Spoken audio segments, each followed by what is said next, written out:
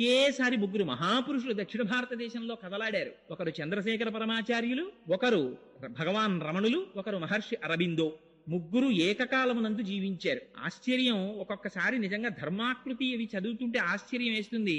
రమణులు ఆశ్రమంలో ఉండగా చంద్రశేఖరులు ఆ అరుణాచలేశ్వరుని యొక్క కొండకి ప్రదక్షిణం చేయడానికి వెడుతుండేవారు. రమణులు ఒక్కడే బయటికి రాలేదు. చంద్రశేఖరులు ఒక్క క్షణం ఆగి ఆశ్రమం వైపు చూసి వెళ్లిపోయారు. రమణుల్ని అడిగారు, మీరు వెళ్ళలేదేం చంద్రశేఖర పరమాచార్యులు వారి దర్శనానికని. చంద్రశేఖర పరమాచార్యులని ఒకరు, రమణులని ఒకరు, రెండున్నాయా అని అడిగారు. ఎంతటి అద్వైత దర్శనమో చూడండి. అసలు దాని నుంచి జారలేదు రమణులు. ఎప్పుడు తొట్టతొదన శరీరానికి సర్కోమా పుట్టి రక్తం కారిపోతున్నప్పుడు కూడా, 104 జ్వరంతో శరీరం ఊగిపోతున్నప్పుడు కూడా, మీకు ఇప్పుడు కూడా స్వామి భగవాన్ మీరు ఇప్పుడు కూడా ఆత్మచింతనతోనే ఉన్నారా అంటే, గంధపు చెట్టుని పట్టి కొట్టినా, చెరుకు కర్రని పట్టి కత్తితో నరికినా,